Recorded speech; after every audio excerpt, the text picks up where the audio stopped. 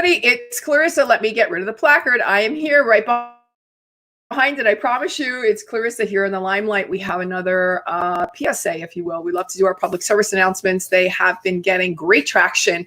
People absolutely love them, and they're getting shared and reshared and reshared. And that really does my heart some good too, because I know that we're doing some good in the world. I did want to have back on today. It's been a very busy production day, but I wanted to have back on a friend to the show. She has been on before. She's an award-winning freelance journalist, a domestic violence advocate, and a content editor for the national nonprofit DomesticShelters.org, where 2 million people a year go to seek help and information regarding domestic violence. I am going to welcome her to the show right now. There she is, Amanda Kippert. Hey there. Hi. Hi, welcome back. So good to have you back. How have you been with DomesticShelters.org? How has the navigation been over the last, I know in the last couple of months with everybody being home and lockdown and, you know, staying in one place and being at home with your abuser, that a lot of women are reaching out now to DomesticShelters.org and getting what we know is their blueprint or a plan to leave. What do the statistics kind of look like? How is that playing out? Well, we know from talking to advocates in shelters that there have been an increase in calls to the domestic violence hotlines, and there have been an increase overall in cases of domestic violence reported to law enforcement. And this is what we expected, because when you put an abuser and their victim in a home, and then you add in a bunch of stress, this is going to increase the amount of domestic violence that occurs. Right. So when it already existed, you know, the survivor was given a break when they went to work, or the abuser went to work, the kids went to school, and now it's just not the case. So unfortunately, it's a really unsafe time for survivors, and it's, you know, something needs to change. Yeah. Hopefully this. And I know that I've read at least of 2 cases that I know of in the last 2.5 months where a police officer has shown up to a domestic violence call and has been shot and killed. So, you know, people, this kind of stuff is the kind of, first of all, we want to thank always our first responders. And I have a special place in my heart for our police force. But these are the kinds of things that happen and can be expected. And it's a shame that it is. I do want to talk about some of the happier side, if you will, Amanda, of getting out and moving on, as I like to say. So I know that you wanted to talk to us about how, once you're out, okay, now you're out, you got your plan, there's a blueprint, you've gotten your help, assistance, maybe you've gone to a shelter, and now you're going through the process and you're moving on. Okay, so what happens then? Right. What next, right? I mean, the biggest step that a survivor can take is actually leaving the abuser, making that choice, feeling ready to do that, and then getting out. And a lot of people who haven't experienced abuse might think, well, that's it. You're out, you're free, you're good, everything's kosher from there on it. But it's unfortunately not the case for a lot of survivors. The first thing that they need to think about is their protection. Are they somewhere safe? If they're in a shelter, that's going to be a temporary situation. So the next thing they need to think about is where they're going to go after that. And shelter advocates will help them develop that plan. So hopefully they don't have to return home. Hopefully they can go stay with a friend or family member, or they can get some sort of temporary transitional housing option. But it's also important to note that many survivors do go back to their abuser. And that's something that's massively misunderstood, because statistics will tell you that something like an average of 7 times the survivor will return. And it's not because they're weak. It's not because they're dumb. It's because they are being controlled. And for a lot of them, they feel like it's the only option they have. Right. So the first thing is the survivor should forgive him or herself for going back if they do that, because a lot of people do. So when you finally do leave for good, hopefully that's the time where you will have such a solid plan in place that you don't feel this temptation to return to them. They won't lure you back with promises of false hope. You know, you won't believe that, you know, they're going to get you fired or stalk you, or you have some sort of plan in place to protect yourself against that. Right. So I think the first thing that they need to think about is that what is their plan, and they need to think about every scenario. You know, if the abuser threatens this, what am I going to do? Do I have an order of protection? Do I have custody in place? You know, there's a lot of articles on domesticshelters.org about legal issues, so they can go and explore that and learn more about child custody, representing themselves in court, finding an attorney that's experienced in domestic violence. All the legal issues and ramifications that come up certainly are plentiful. And then having to navigate, you know, the children as well is always really a very, very touchy and delicate place to be, because you know, you never know if an abuser is going to show up at school, come take the kids. You know, this stuff, we know this stuff happens all the time. You know, they've made fabulous movies too about, you know, real life cases. I do want to say hello to Carol Mertz Brooks, who's joined in. Jane George says, this is a real issue for women across the country. Yes, Jane, it certainly is. And that's why I take the time that I do, and Amanda does as well. Domesticshelters.org is there to be able to assist and help, again, women mostly, not only, but mostly women and children. And sometimes the shelters will even take in animals because they too have been abused and could be an easy target for an abuser that kind of wants to get back at somebody. We've got a couple of people following us from Italy as well. And then Bartendra is saying, wonderful thoughts, wonderful moments, and wonderful people about what you and I are saying right now. So, okay, moving on, they move on. There's legal help that they can find.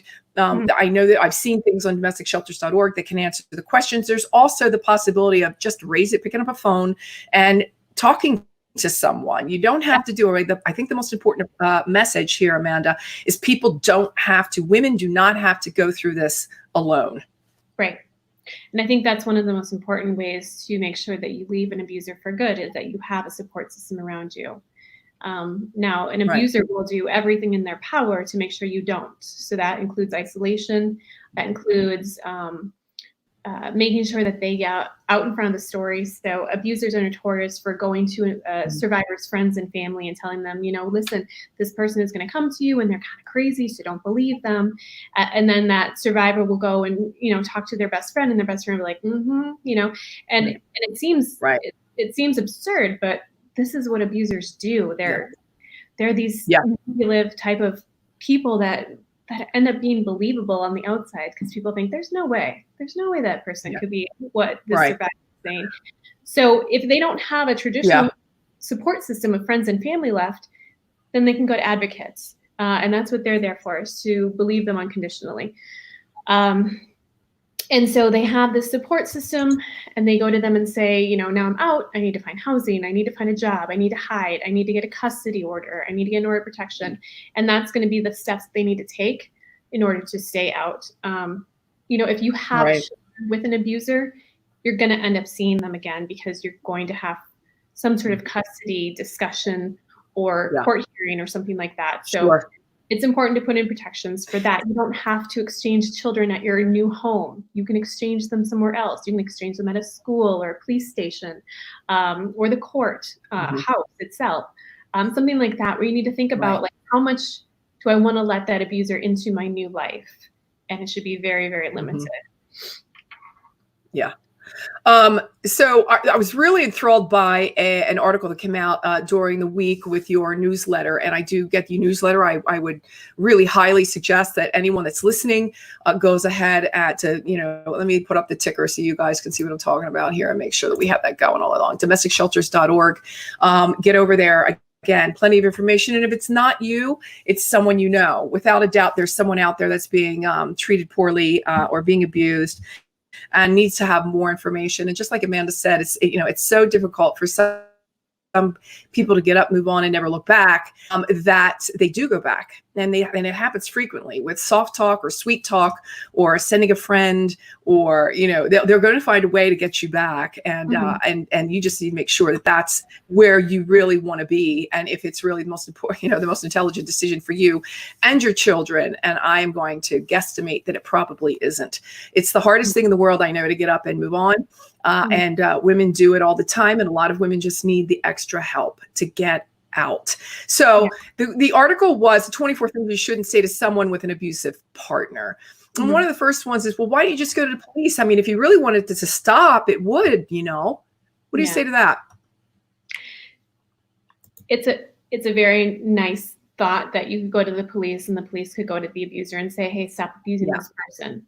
They may for that day. Right. They may for the time that they are in jail overnight until they get their trial. But unless there is a really serious offense, that abuser is going to be released from police custody. And the first place that they're going to go is to find that survivor. And it's going to be one of two things. Either it's going to be I'm sorry, it's never going to happen again. Come home. We have a family. We used to be in love, blah, blah, blah. Or it's going to be, if you call the police again, I'll kill your children, you know? And it's going to be something that's so horrendously scary that any person, doesn't matter who, would say, oh, okay, got it. You know, the abuser will find that thing that the survivor loves and will hold that hostage, you know, be that her life or his life, their children's lives, or their mother's life, or their pet's life, or something like that. So that's why the police can only do so much. Because again, if there's not physical abuse, if there's just threats, there's coercive control, there's manipulation, there's gaslighting, those aren't things that the law necessarily protects you from. So it's kind of on a survivor to say, this is my boundary, this is my line, you've crossed it, I can't take this anymore. And he or she has to take it into their own hands to escape from it. Yeah. I mean, another thing you shouldn't say to someone with an abusive partner is, you know, you've said this all before, you just keep repeating yourself. Mm-hmm. Yeah, a survivor. I mean, sorry. You want to help. You know, we always tell people what it is you can do to help, you know, but here are some of the things you really shouldn't do and you really shouldn't say. And, you know, I think I've done this in the past, possibly, where I've said, you know, but you've said this so many times before, why don't you just do it? And again, we come back to that conundrum and of the difficulty of really being able to move on and find yourself in a safe place, in a safe space, and convince that what you're doing is really what you want to do. The next thing is, well, he hasn't hit you, so, you know, it's probably just normal relationship stuff. Mm-hmm. I mean, gaslighting, you know, manipulation, all the other things that we've talked about here. I mean, that falls perfectly, you know, into the plan of an abuser. Are you sure that's actually what happened? So now they question you when you know what happened, right? So what I guess I'm trying to get at, Amanda, is how maddening. First of all, it's difficult because you're living the situation. It's difficult to get out of the situation. Then once you get out, you've got, you know, people, you know, on just kind of, you know, not necessarily even believing that what happened to you happened. Yeah. That's why validating a survivor is so important. And that's why we feel like domestic shelters is such an important site, because what we do is we validate survivors. We say, we hear you, this is happening, and we believe you. And it can be really hard for a survivor to escape from something that has been going on for years and has been controlling their life. And then they go to their closest friends and family and they kind of get brushed off. But I think what a survivor has to remember above all else is that she or he knows their safety level better than anybody else. And they know better than anybody else what that abuser is capable of. So the abuser might have everybody else fooled, but that survivor knows exactly what they're capable of. And so that's the voice they have to listen to above all else, is their own voice. We have a lot of stories on domestic shelters about listening to your gut. And that's something that I'm a huge believer in. When your gut tells you it doesn't feel right, it's not right. Even if your best friend says, yeah, but he's so handsome, he's so rich, you know, you have such great life together, you know, like, if it doesn't feel right, I mean, you know what's coming. And it's so important to listen to that the first time, because when your gut tries to tell you at the 50th time, you're already in so deep that now you have all these layers of complications to extricate yourself from. children being the first, that's a huge complication. It's not easy when you've got the kids that don't understand, Mom, but why? But we love Dad. But there's that psychological piece that you have to deal with. It's really, really tough. You as an adult have to make the proper, the best decision for you and for your children. Mm-hmm. And again, it's really a daunting. It seems like a daunting task when you're doing it alone. And the point here again that we keep coming back to at domesticshelters.org is you're not alone, and it's going to be okay. And there is a blueprint, and there is a plan, and there is a way, and you're going to be fine. And I love doing this show. It's only 20 minutes long, and we do it every week or every 2 weeks. But I love doing this interview because I know somebody out there, even if it's one person, needs to hear it right now in this moment, and hopefully they're watching right now. I do want to remind everybody that domesticshelters.org does have a Facebook page. It is facebook.com/domesticshelters. Twitter is @domesticshelter. And YouTube, you can go over to domesticshelters.org. You can, and then Instagram also. Domestic Shelters is on Instagram. So that's really good to know. You can find them there as well. Probably better to go to the website because that's where you're going to get all the information. Some of the articles that Amanda has written for sure, you can find there.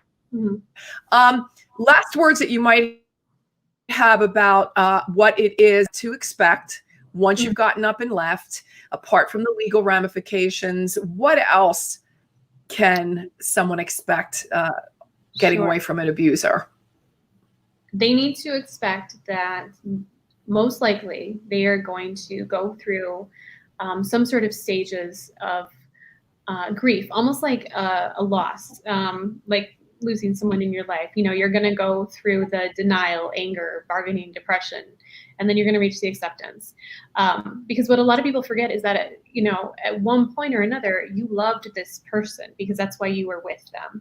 There was something about them that attracted you to them. And some of these couples, very much were in love at some point, had children. And then when you leave them, that life is gone. And not only is that life gone, but the image you had of that life is gone. So it's really common for survivors to write to me or the website and say, I left him, but I still love him. I left him, but I feel really guilty for leaving him.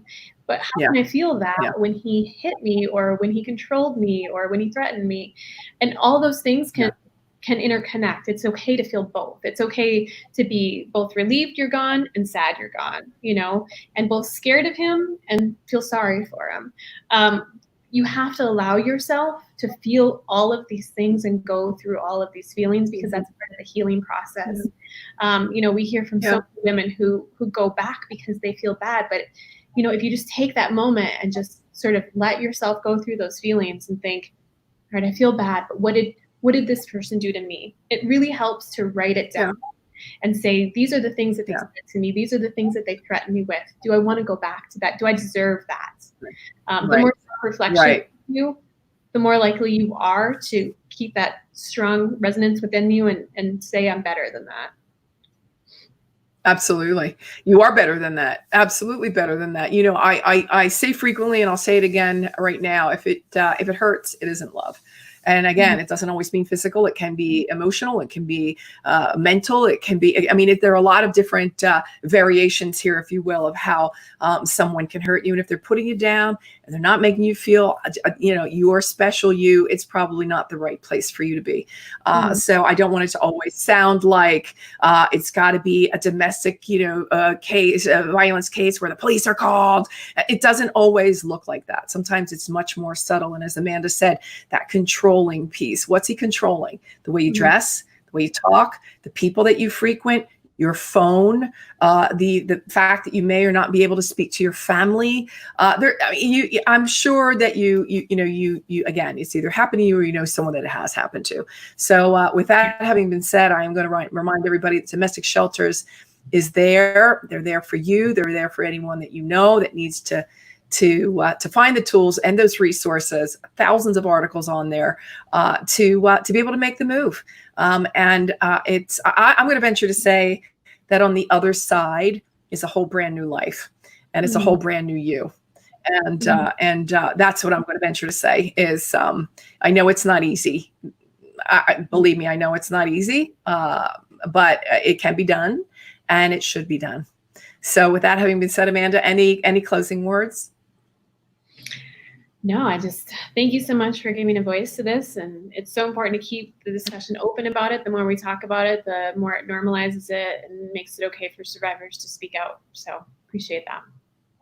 Yeah, I appreciate you guys too, because you're in the trenches doing the hard work. And we want to thank all of the shelters for sure. I mean, those are the unsung heroes that are there morning, noon, and night, 7 days a week, if not 8 days a week. And they're doing the hard work. Again, they are first responders. And we had talked about the fact that even during COVID, many of the shelters have opted to stay open, obviously practicing safe and clean sanitary conditions. All of the practices are put into place. But those are some very special people that are out there waiting for you, that are out there believing in you and knowing that they can probably help you through this. So you should probably give it a chance. That's what I'm going to go with. Amanda, thanks again. I really appreciate you being here. Thank you. We'll talk again real soon. Okay. Bye-bye. Thanks for watching this episode of In the Limelight TV, intelligent media for the savvy entrepreneur. Please consider liking, sharing, and subscribing to my channel and connecting with me on social. You can listen to this interview on Apple Podcasts, Google Podcasts, and Stitcher. And you can also go to inthelimelightmedia.com to read our digital magazine. Okay.